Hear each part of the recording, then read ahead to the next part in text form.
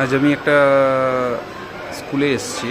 স্কুলে সেট আপটা একটুখানি প্রবলেম আছে, তো প্রবলেমটা শর্ট আউট করতে এসেছি।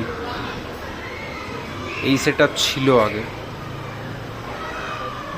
এখানে ইনভার্টার লাগানো রয়েছে, এখানে সিডিবি ডিসিডিবি বক্স লাগানো রয়েছে, আর এখানে 3 ফেজ মিটার লাগানো আছে।